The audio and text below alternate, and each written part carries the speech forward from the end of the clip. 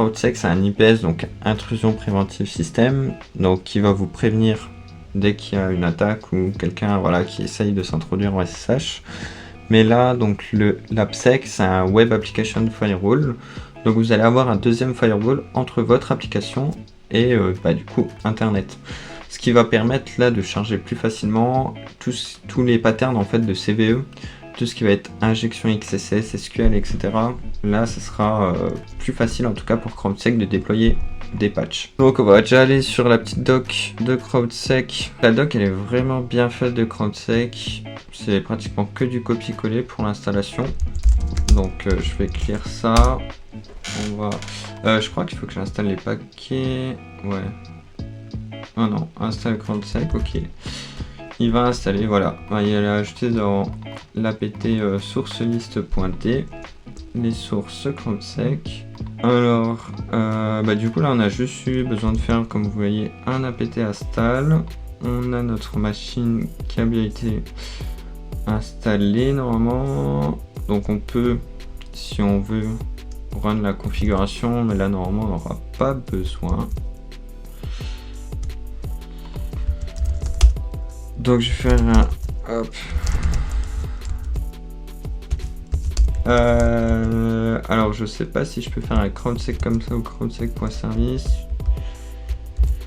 On va voir. Ah bah parfait. Donc là on voit que notre CrowdSec est bien installé. Et donc là ce qu'on va faire c'est qu'on va juste aller installer le Bouncer Nginx. Comme ça en fait CrowdSec il va pouvoir discuter avec Nginx et il va pouvoir bloquer, là par exemple s'il y aura juste du scan de GLPI, ça sera bloqué. Mais nous le but c'est d'aller plus loin, ça serait en fait de quand on va là, et par exemple si quelqu'un essaye de brute force ici, de le bloquer au bout de X tentatives.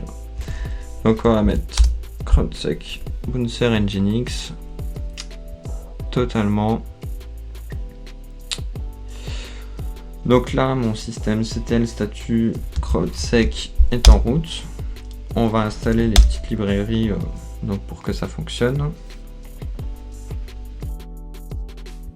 Petit café d'ailleurs, j'ai la petite tasse CrowdSec, hein, merci beaucoup à l'équipe. Alors je sais pas si on l'a bien vu puisque je regarde plus du tout. Hop, on va faire ça comme ça. Alors on a les dépendances qui ont été installées pour Nginx. Et donc là, comme on a ajouté les sources de CrowdSec, on va pouvoir aller chercher le bouncer qui est chez eux. Donc là il me dit tac tac tac qu'il a configuré les dépendances de Nginx LUA.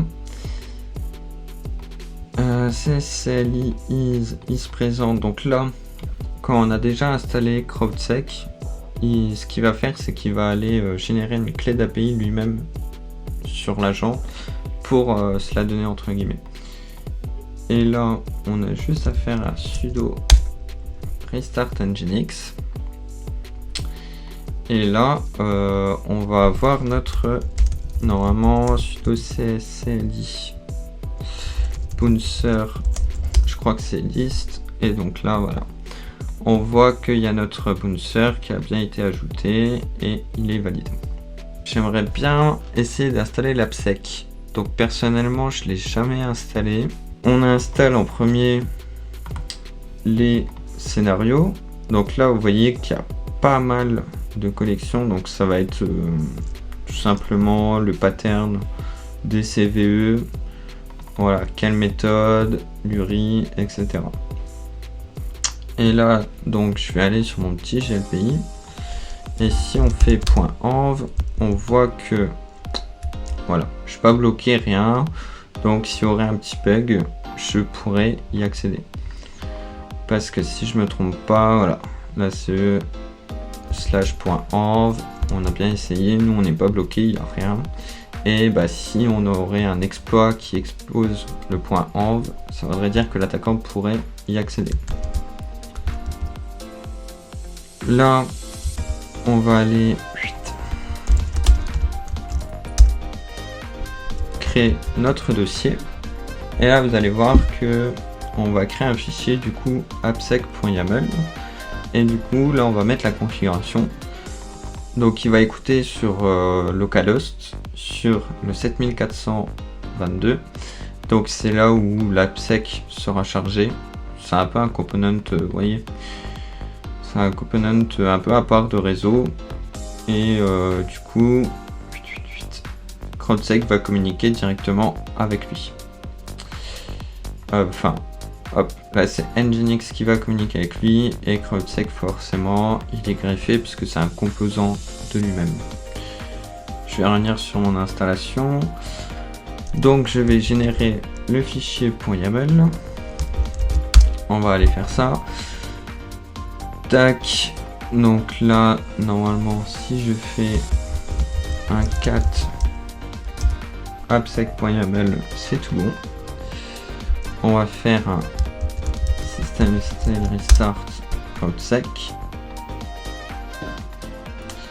et on va aller vérifier les logs juste après. Ok, c'est bon. Et donc là, on voit qu'il a chargé, donc il a bien créé son runner de appsec. Donc voilà, c'est vraiment un composant à part qui sera lié à CrowdSec.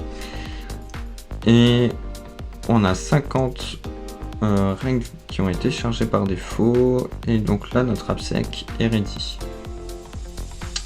Très bien. On va aller faire un petit netstat aussi, hein. Autant aller jusqu'au bout. Et je n'ai pas netstat.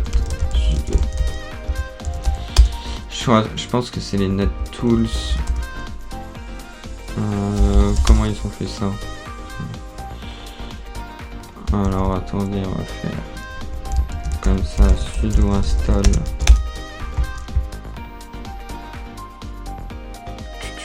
Ah, j'étais presque. Net-tools. Ok. Ça roule. Et hop, je vais reprendre ma commande et parfait. Donc on a notre CrowdSec, il écoute bien sur le port 7422 et donc là on va pouvoir demander à notre bouncer Nginx, donc notre composant de bordure de réseau, de se greffer sur ce appsec pour avoir la partie Web Application Firewall. Et donc là on va aller dans notre config Nginx. Je vais faire ça comme ça, on va faire un nano, hop. Et donc là vous voyez qu'on a l'API URL, l'API case par défaut, donc là pour qu'il communique avec notre CrowdSec. On a le mode live, il y a d'autres modes qui existent, je crois, du mode stream. Ah bah oui, il y a écrit live or stream. Tac tac tac. Et voilà, Captcha Provider, comme je vous l'avais dit. Là, ce qu'on peut faire, c'est générer sur Google, en fait, nos clés de Captcha et notre site. Et du coup, ça fait une protection en plus. C'est assez bien quand justement on utilise, enfin, quand on met en place CrowdSec sur une application où vous avez même 1000 utilisateurs. Je dirais même 500, mais bref, on va pas se battre là-dessus. Mais dès que vous avez un petit peu d'utilisateurs, c'est assez pratique de plutôt tester d'abord avec ça, avec les captcha, enfin de bloquer avec les captcha. Alors donc là apparemment normalement on devrait être bon. Alors on va aller tester sur notre Firefox. Oh, parfait. Donc là ça veut dire qu'on a notre Web Application Firewall. Comme vous avez vu, je pense que ça a pris 10-15 minutes à l'installer en comptant l'install de CrowdSec. Donc votre GLP, je sais pas, vous l'installez en 10-15 minutes. Ensuite votre CrowdSec en 30-40 minutes. Vous avez vraiment déjà une première sécurité qui est vraiment assez puissante.